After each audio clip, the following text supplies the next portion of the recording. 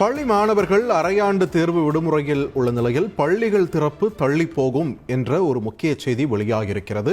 கூடுதல் விவரங்களை வழங்க இணைகிறார் எமது செய்தியாளர் சங்கரன். சங்கரன், வணக்கம். பள்ளிகள் திறப்பு தள்ளி போகும் என்ற தகவல் நமக்கு சொல்வது என்ன காரணம்? இதனுடைய பின்னணியில விரிவா பதிவு பண்ணுங்க. வணக்கம் பார்த்திபன்.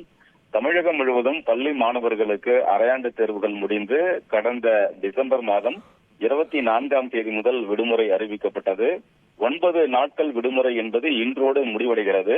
நாளை மீண்டும் பள்ளிகள் திறக்கப்படும் என்று ஏற்கனவே அறிவிக்கப்பட்டிருக்கக்கூடிய நிலையில் தற்போது பள்ளி திறப்பு என்பது வரக்கூடிய திங்கட்கிழமைக்கு தள்ளி போகலாம் என்ற ஒரு தகவல் வெளியாகி இருக்கிறது. ஏனென்றால் இந்த வாரத்தில் நாளை வியாழன் மற்றும் வெள்ளி 2 நாட்கள் தான் வேலை நாளாக இருக்கின்றன.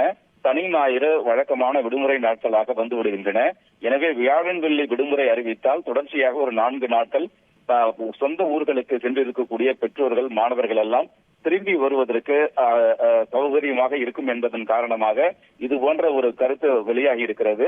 எனவே நாளை திறக்கப்பட இருக்கக்கூடிய அந்த பள்ளி திறப்பு என்பது வரக்கூடிய திங்கட்கிழமைக்கு தள்ளி வைக்கப்படலாம் என்ற தகவல் வெளியாகி இருக்கிறது.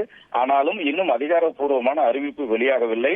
உயர் அதிகாரி ஒருவரிடம் நாம் பேசிய போது இது தொடர்பாக ஆலோசனை நடந்து கொண்டிருக்கிறது, வெகு விரைவில் இது தொடர்பாக அறிவிப்பு வெளியாகும் என்ற தகவலை தெரிவித்திருக்கிறார். எனவே இன்று மாலைக்குள்ளாகவே இது தொடர்பான அறிவிப்பு அதிகாரப்பூர்வமான ஒரு தகவல் வெளியாகும் என்றும் எதிர்பார்க்கப்படுகிறது. பார்த்திபன்.